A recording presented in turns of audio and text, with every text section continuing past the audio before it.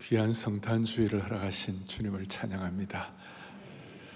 어제 새벽에 저희 교회는 성탄 주일 바로 직전 토요 새벽 예배는 토요 새벽송 예배라 그래갖고 했는데, 어제 새벽에 유치부 아이들이 20-30명이 나와가지고 이렇게 합창을 하는데요, 이뻐 죽겠어요. 너무너무 예뻤어요. 저는 그렇게 생각합니다. 아이들이 성탄에 대한 아름다운 기억이 있고 성탄 예배의 따뜻함을 경험한 사람은 은혜의 주류에서 벗어나지 아니하고, 우리 아이들도 평생 그 기억을 하면서 살아가는 가운데 이상한 판단, 이상한 행동, 신앙의 헛발질을 하지 않을 것입니다. 저는 오늘 함께 예수님의 마음을 품으십시다라는 제목으로 이제 예수님 시리즈 딱 하나 남았습니다. 다음 주 마지막 남았는데, 오늘 이 말씀을 통하여 모두가 다 예수님의 마음을 품었으면 좋겠어요. 예수님의, 어릴 때 배웠어요. 예수님의 마음은 고요한 연못, 알 사람만 알도다. 주님의 마음을 본받는 자, 내 마음의 평강이 찾아오면 험악한 세상을 이길 힘이 하늘로부터 임함이로다. 주님의 마음, 설교 그만하고 본받아 살면서 그 거룩하심 나도 이루리.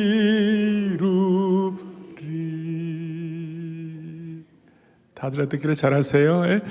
정말 주님의 마음. 오늘 암예배는 예배 마치고 난 다음에 목사님 요즘 복잡한 거 많고 나라도 이런 힘든 일 많은데, 오늘 이 메시지가 수많은 갈등과 고통을 멈추게 하는 하나님이 주신 메시지인 줄 믿습니다. 그래서 오늘 이 말씀의 본문은 빌립보서 2장 5절부터 11절 이 본문에 여러분들 봉독하셨는데, 이 말씀은 성경 말씀 가운데 정말 원더풀한 말씀이에요. 예수님의 성육신에 대해서 여러 군데가 나오지만 말씀의 봉우리들이 있잖아요. 좀 이렇게 다 말씀이 귀하지만 말씀의 봉우리도 예를 들어서 우면산 정도의 높이가 있다, 혹은 뭐 설악산 정도의 높이가 있다, 그 다음에 무슨 백두산 정도의 높이가 있다 그런다면, 오늘 이 본문은요 예수님의 성육신과 예수님의 겸손과 낮아지심에 대해서 거의 알프스의 영봉이요 에베레스트의 최고의 고봉 중에 하나라고 말씀할 수가 있는 것입니다. 놀라운 말씀. 그래서 장엄한 말씀입니다. 핵심은 이것입니다. 어떻게 영원하신 하나님, 스스로 계신 하나님, 창조주로서 영존하신 하나님께서 인간의 몸을 입고 오셔가지고 시간을 초월하셔서 역사 속으로 들어오셨는지 하나님의 놀라운 마스터 플랜을 우리에게 보여주시는 것입니다. 당시 로마 제국의 사나이의 조그만 도시 빌립보 성도들에게 보낸 이 짧고도 소박한 이 서신서 속에, 빌립보 속에서 우리 인간이 상상할 수 없는 아주 그냥 깊고도 영광스러운 진리가 포함되어 있는 것입니다. 그래서 이 본문은 조직신학적으로도 놀랍고, 또 우리 기독론이라고 그러는데 예수 그리스도에 관해서 크리스톨라지, 기독론에 관한 최고의 봉이 될 수가 있는 것입니다. 그리고 오늘 이 말씀이 저와 여러분에게 무슨 의미가 있겠는가, 오늘 이 땅에 있는 우리들에게 무슨 관계가 있겠는가, 그걸 살펴볼 때에 그 당대의 현실은 그때 1차 수신자였던 빌립보 교회에 오늘 특별히 유오디아와 순도계라는, 요즘 우리식으로 말하면 그 당시에 이 권사님들이, 그 교회 중직 권사님들이 서로 다투고 충돌하고 파당을 짓고 갈등을 일으키고 있었어요. 그래서 권사님들 스토리예요. 그냥 거기에 대한 답을 주시고자 이 말씀을 오늘 선포하고 있습니다. 그리고 우리 신앙생활의 중요한 원칙 중에 하나가 하나됨인데, 성령 안에서 하나됨인데, 하나됨을 위한 최고의 비밀이 예수님의 낮아지심과 겸손한 것임을 표현하고 있는 것입니다.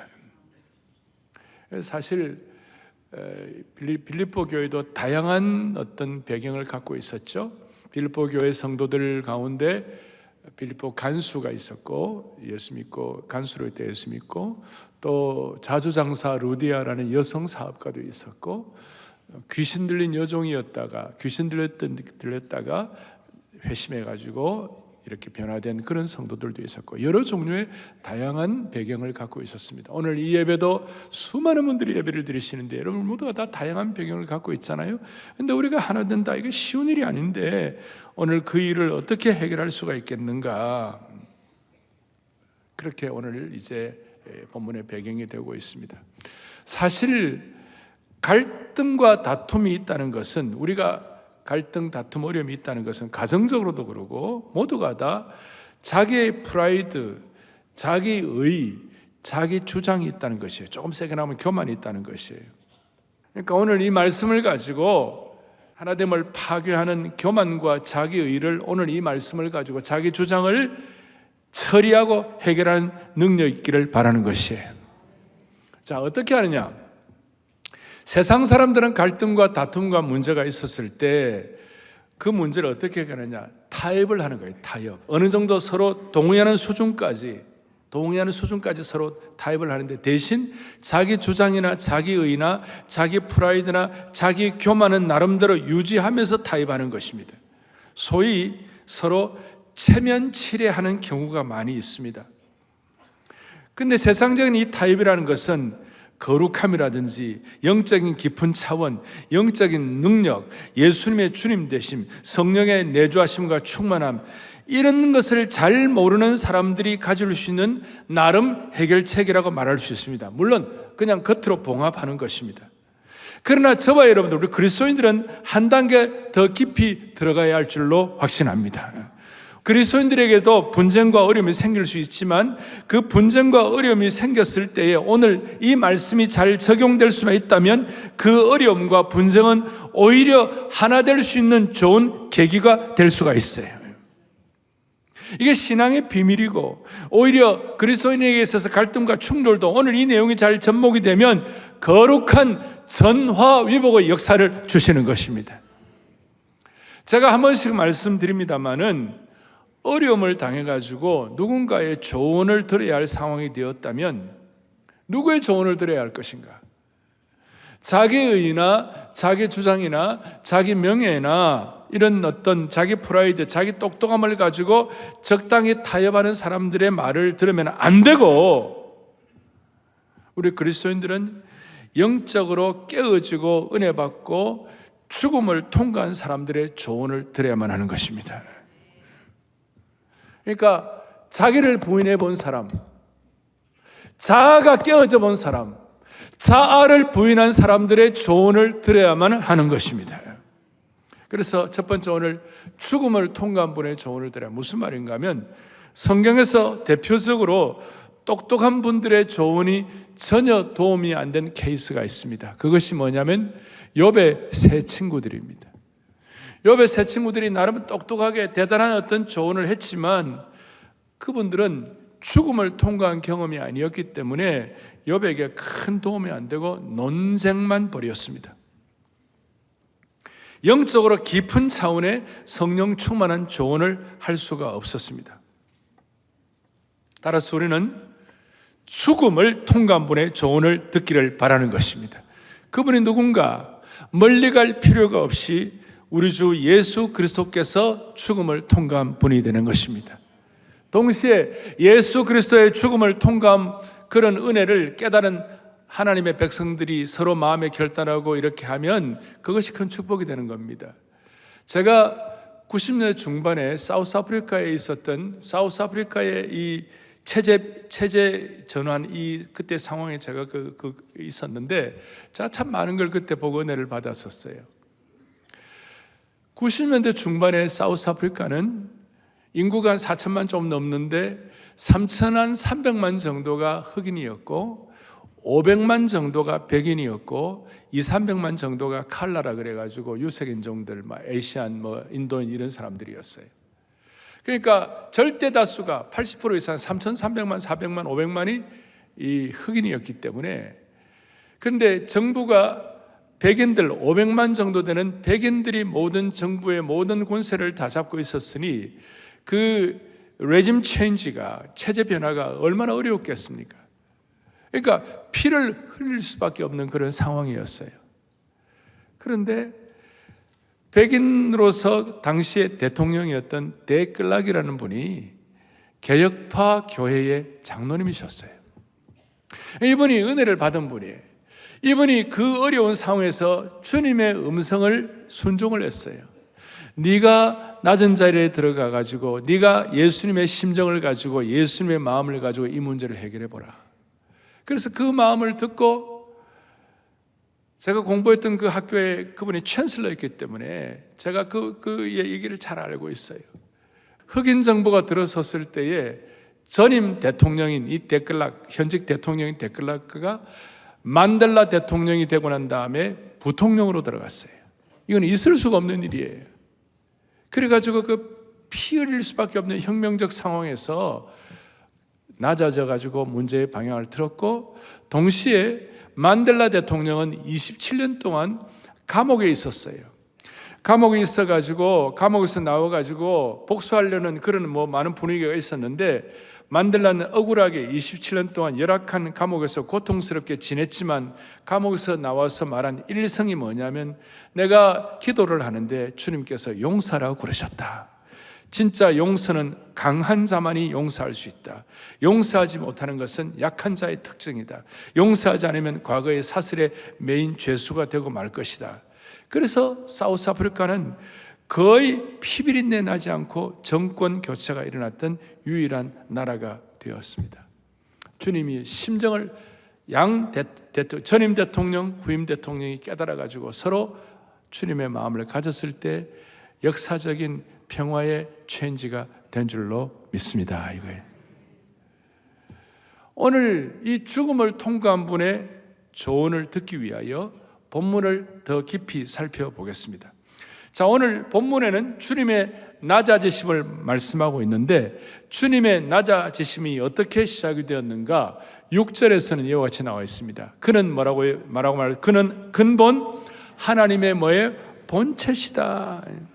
이 본체란 말이 중요한데, 본체라는 말은 하나님과 동등하다 그 뜻이에요. 하나님처럼 영존하시고 하나님처럼 완벽하시고 하나님처럼 스스로 계시고 그 하나님과 동등하시다 이 말이에요. 그러니까 하나님과 동등함은 예수 그리스도의 고유한 특성이다.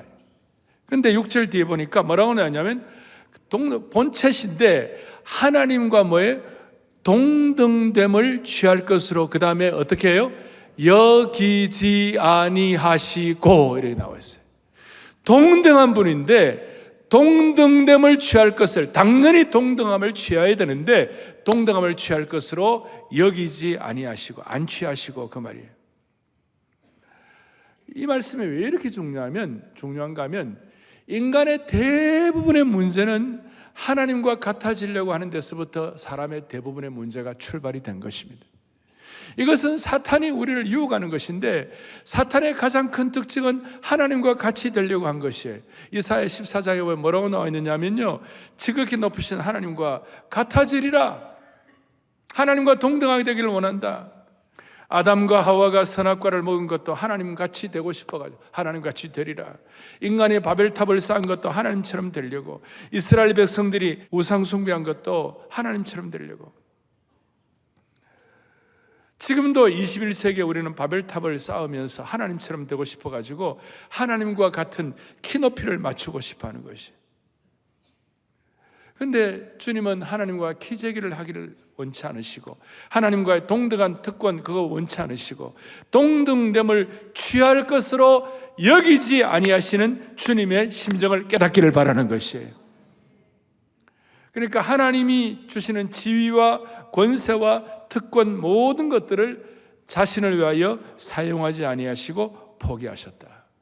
오늘 21세기에 오늘 이 시대에도 극단적인 이 AI 인공지능 시대, 그 다음에 어떤 유전자 조작 이런 거 다 우리가 하나님과 동등하려고 하는 데서 파생된 어려움들 아니겠습니까?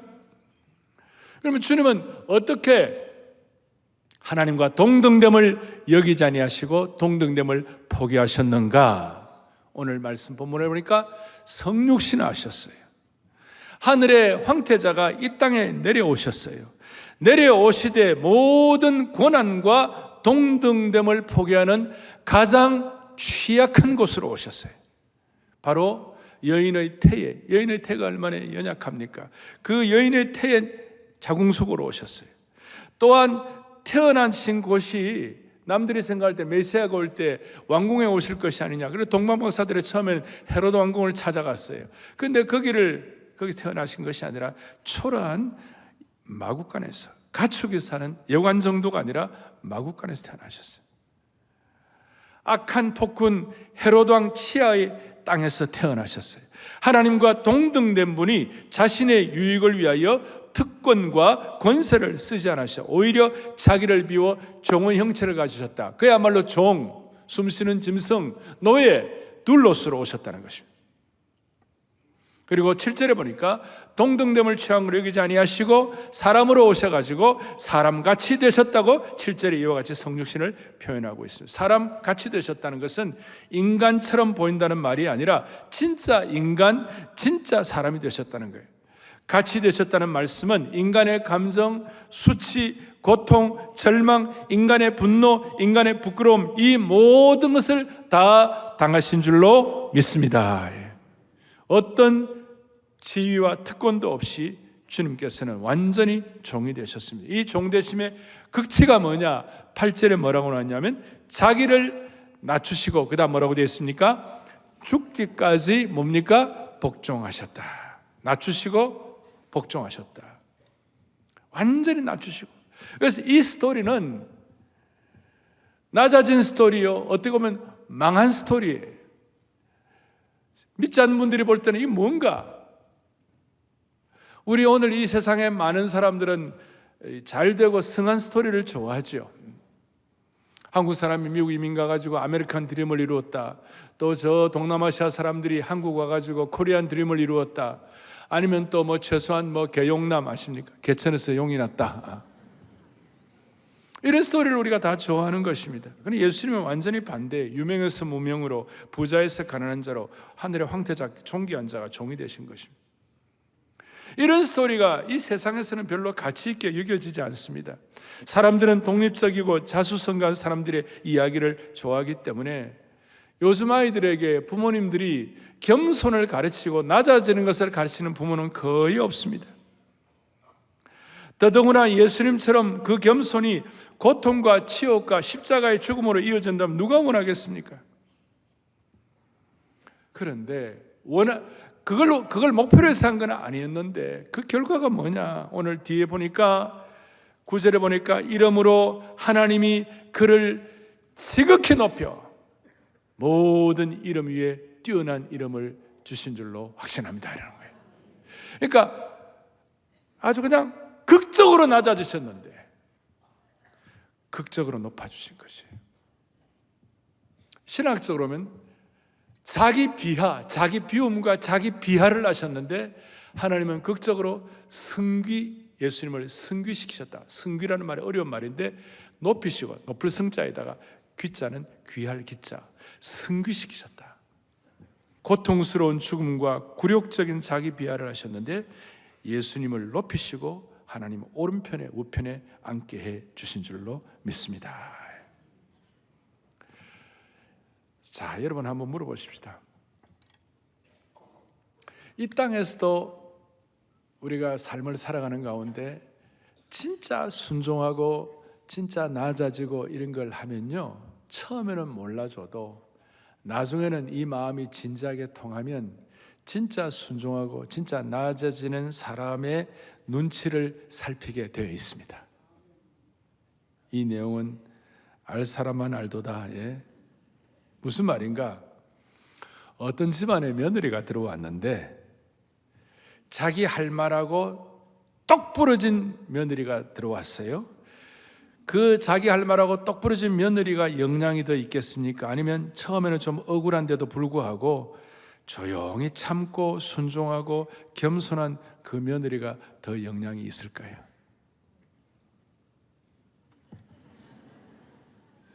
겸손한 며느리로 쭉 가면요, 결국은 시어머니도 시아버지도 뭐 시누이 할 것 없이 모두가 그 순종자라는 겸손한 그 며느리의 눈치만 슬슬 살피게 돼가지고 진짜 영향력 있는 사람이 되는 것이에요. 아멘도 조금만 하시잖아요. 이런 말, 가만히 있으면 가만히 취급한다, 이런 말이 있어요.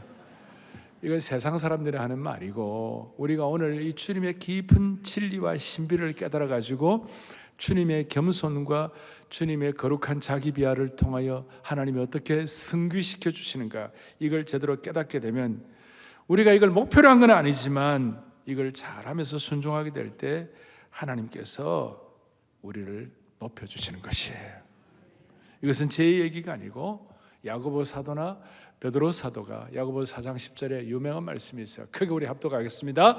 주 앞에서 낮추라, 그리하면 주께서 너희를 높이시리라. 아멘. 주 앞에서 낮추는 거예요. 우리가 세상 이런 게 아니에요. 주님 때문에, 주님의 십자가의 은혜 때문에 우리를 낮추면 남들이 가만히 취급하든 말든 상관이 없이 주님이 우리를 높여 주시리라. 성경적으로 겸손한 자가 강한 이유는 하나님께서 겸손한 자를 높여주시기 때문에 그렇다. 창조주 하나님이 높여주신다면 누가 막을 수가 있겠습니까? 제가 한 번씩, 우리 다 알잖아요, 사자성어로 인자무적이라는 말이 있는데 주님 앞에서 겸손하면 우리는 겸자무적이 되는 것입니다. 겸자무적이란 말이 어디 있나? 지금 만든 겁니다. 겸자무적이에요. 그래서 우리 첫 번째는 우리가 죽음을 통과한 분의 조언을 들어보라. 두 번째로는 진짜 겸손한 자에게는 적이 없고 참 평안이 오는 것이다. 하지만 오늘 이 시대의 시류는, 이 시대의 흐름은 겸손을 싫어합니다.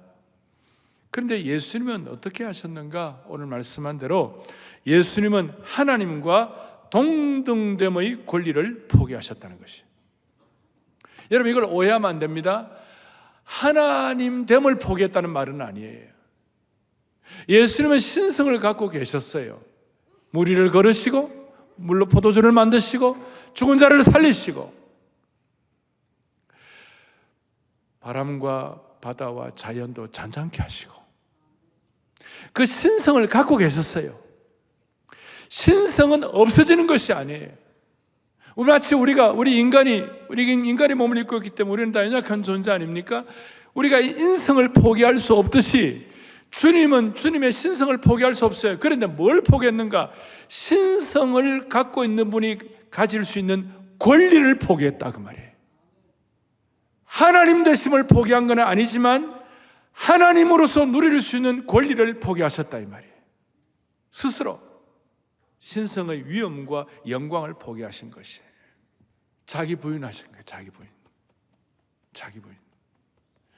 예수님은 모욕과 수치를 받으실 필요가 없고 죽으실 필요가 없는 분이셨는데 불평불만 없이 죽임을 당하시고 십자가 수치를 당하시고 오죽하면 8절에 뒤에 보니까 죽기까지 복종하셨으니 곧 뭐에 됐다고요? 십자가에 죽으심이라. 주님은 신성을 가지셨지만 신성으로 누릴 수 있는 권리를 포기하셨기 때문에 어린 시절부터 사람들에게 배척받으시고 오해받으시고 친구들에게는 버림받으시고 제자들에게는 배신당하시고 침뱉음과 조롱과 끔찍한 로마 군사의 채찍을 받으시고 나중에는 처참하게 벌거벗기심 당하시고 죄인의 모습으로 사람들에게 버림받으신 것처럼 돼가지고 권리를 포기하셨어요. 자, 이 말씀을 왜 오늘 여기에 쓰셨을까? 갈등하고 군 사람들끼리 힘들어하고 서로 어려워하고 서로 싸우는 것 때문에 하나 되지 못하고 서로 싸우는 것 때문에 그 문제를 해결하기 위하여 이 말씀을 하는 것입니다. 개인적으로도 여러분들 가운데 우리 모두에게 가족들 간에 서로 주장이 서로 강해서 가족들 간에 서로 싸우는 상황 때문에 화가 난 나머지 어떤 사람들은 에이 집 나갈 거야. 그리고 어떤 아이들은 에이 교회 안 나가. 왜 갑자기 교회까지 들어오는지 모르겠어요. 심지어는 난 다락방 안 나가. 그런 유혹에 빠졌다면 오늘 이 말씀을 잘 기억하시길 바랍니다. 잘 기억하시기 바랍니다. 정말 가족들한테 힘든 분들. 그런데 문제는 뭐냐면요, 이 말씀을 들어야 할 분은 이 자리에 없어요. 그게 참 시험이에요. 그런데 이 말씀을 안 들어도 될 분들은 또 듣는 거예요. 그래서 주님은 늘 말씀하시잖아요. 있는 자는 더 부하게 되고 없는 자는 있는 것까지 빼앗긴다고 그랬어요. 중요한 것은 우리가 기꺼이 상처를 받고 모욕을 참고 자기 주장, 자기 의를 버릴 수 있는 이유는 예수님께서 하나님과 동등하신 분이신데 동등한 권리를 포기하셨다는 데서 시작이 되는 것이에요. 그래서 우리가 깜짝 놀랄 만한 각성을 가진 진리를 하나 깨달아야 되는데 그것이 뭐냐? 예수님이 취하신 그 자리, 동등한 권리를 행사해야 할 그 자리를 하지 않으시고 죽기까지 낮아주시고 수욕을 당하시고 모욕을 당하시고 십자가를 당하신 그 자리가 저와 여러분의 삶에 수많은 갈등과 어려움과 문제가 생겼을 때 그 자리에서 출발해야 한다는 것이. 이거는 너무나 중요한 것이에요. 저는 지난 40여 년이 넘는 목회 가운데서 수많은 아픔과 수많은 좌절들이 있을 수가 있었어요. 근데 마지막 결론은 뭐냐면 모든 것의 해결 방법은 내 주장과 내 의가 아니라 예수님이 당하신 그 모욕의 자리, 십자가의 자리, 예수님이 당하신 그 어려움의 자리, 그 자리가 문제가 타협이 아니라 진짜 문제가 해결되는 출발점이 되었다 이 말이에요. 신앙생활의 모든 갈등과 충돌의 최선의 출발점은 예수님이 당하신 십자가의 수치의 자리가 되어야만 하는 것입니다. 다시요, 어렵고 힘들 때마다 주님이 당하신 그 수치의 자리가 우리가 출발해야 할 출발점이라니까요. 여러분 이것만 생각하면 이 세상의 타협 정도가 아니라 영적인 깊은 은혜에 충만한 기적 같은 해결 방법을 주님이 해결해 주시는 것입니다. 이것이 신앙이요, 이것이 주님을 섬기는 믿음의 신비한 비밀의 영역이 될 수가 있습니다. 그럴 때 주님이 어떻게 하시는가? 우리가 그걸 목표로 한 건 아닌데 극적으로 우리가 낮아질 때에 주님이 극적으로 높여주시는 것입니다. 9절부터 11절까지 시작. 이름으로 하나님이 그를 지극히 높여 모든 이름 위에 뛰어난 이름을 주사 10절 하늘에 있는 자들과 땅에 있는 자들과 땅 아래에 있는 자들로 모든 물음을 예수의 이름에 꿇게 하시고 11절 모든 힘으로 예수 그리스도를 주라 시인하여 하나님 아버지께 영광을 아멘. 서번트 둘로스가 되니까 서번트 킹이 되게 해주신 것입니다. 서번트 롤드가 돼 롤드십 주님이 되게 해주신 것입니다. 십자가의 처절한 자리에서 영광스러운 부활을 경험하게 해주시고 하늘의 승천을 승귀하게 하시고 하늘과 땅에 있는 모든 이름 중에 가장 뛰어난 이름을 가지도록 만들어 주셨습니다. 철저한 자기 비하가 놀라운 거룩한 승귀가 되게 하시고 그야말로 롤드가 되게 해 주신 것입니다. 주님은 예수 그리스도는 우리의 주님이 되시고 그 말은 구약의 제호바 여호와 하나님이 되어 주셨다는 것입니다. 여러분 이 롤드라는 뜻은 권리를 가졌다는 뜻입니다. 권리를 포기하고 서번트가 되니까 롤드가 되게 해주신 것입니다. 롤드가 되었다는 말은 두 가지 뜻이 있는데 하나는 성, 캐슬, 성을 소유하고 다스리는 권세를 받았다 하는 뜻이 있고 또 하나는 어떤 것이든 열 수 있는 키를 가졌다. 성을 다스리는 권세와 부여의 창고를 여는 키를 주셨다. 그래서 이것이 있는 사람에게는 웬만한 인생의 어려움을 맞닥뜨려도 여유가 생기고 평안을 허락해 주시는 것이다. 우리 속에 있는 수많은 자기의와 자기주장의 불순물을 처리하면 하늘나라의 성의 부요를 주시고 하늘나라의 부요의 창고의 문을 열 수 있는 영혼의 놀라운 극적인 부요함을 허락하시는 주님이심을 믿어야 하는 것이에요. 그래서 다시요, 웬만한 어려움 처에도 우리의 프라이드가 상처받고 우리 자기 주장이 상처받고 그런 고통 가운데서도 이 예수님 때문에 참으면 하나님께서 희한하게도 여러분과 저에게 삶의 여유를 주시는 겁니다. 삶의 여유가 있는 사람의 얼굴과 삶의 여유가 없는 사람의 얼굴은 완전히 다른 것입니다. 내가 세상에 평안을 주는데 이 평안은 세상이 주는 것 같지 아니하리라. 여러분, 이 그림을 그릴 수 있기를 원합니다. 이 그림은, 이 평안과 이 여유와 이 하늘의 부요는 이 세상 사람들은 죽었다 깨어나도 깨달을 수 없는, 타협하는 사람들이 깨달을 수 없는 영광스러운 신앙의 부요와 비밀이 되는 겁니다. 오늘 이 내용을 여러분 교리적으로 와닿으면 안 되는 것이고 삶의 현장에서 여러분들이 체험하기를 원하는 것입니다. 그래서 오늘 드디어 우리에게 적용하게 하시는 겁니다. 제가 5절의 말씀을 더 강조합니다.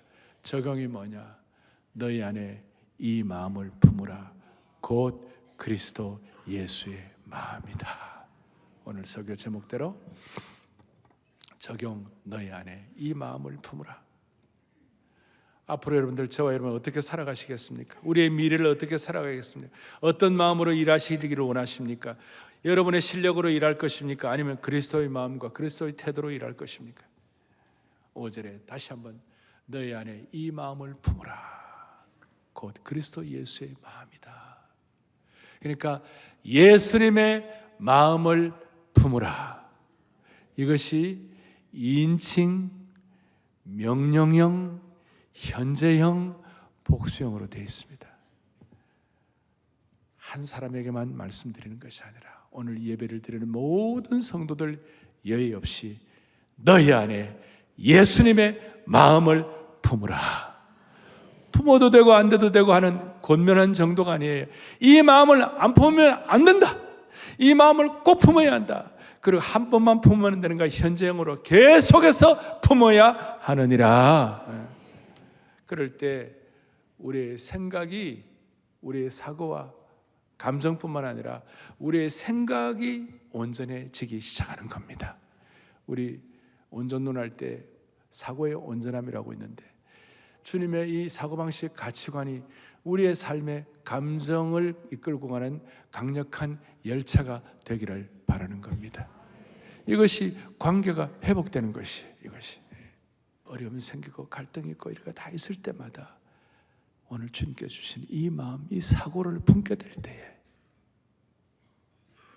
그 자리가, 주님의 수치의 그 자리가 문제 해결을 향하는 출발점이 될 때에 주님은 우리에게 세상 사람들이 알지 못하는 놀라운 평안을 물붓듯 부어 주실 것입니다. 그래서 앞으로 하나 방법이 있습니다. 막 갈등이 있고 어려울 때 주님의 마음, 예수님의 마음, 예수님의 마음, 예수님의 마음. 부부간의 갈등이 치받을 때 예수님 마음, 예수님 마음. 겉으로 또 예수님 마음, 예수님 마음 그러지 말고 속으로 예수님 마음, 예수님 마음, 예수님 마음. 사랑의 교회 모든 상황 사역 가운데 조금 마음이 힘들 때마다 속으로 예수님 마음, 예수님 마음, 예수님 마음. 목자의 심정을 가지고 예수님 마음, 예수님 마음. 주님의 마음은 신성의 권리가 있었지만, 신성 그대로셨지만 그 권리를 포기하신 그 낮아지심과 그 십자가 죽기까지 복종하신 그 자리가 우리 모든 사람들의, 모든 우리 성도들의 갈등을 치유하는 출발점이 되기를 다시 한번 축원합니다. 속으로 예수님, 우리 한번 해보시겠어요? 예수님 마음, 예수님 마음, 예수님. 세 번만 해보세요. 예수님 마음, 예수님 마음, 예수님 마음 되겠습니까? 놀라운 일이 벌어질 것입니다.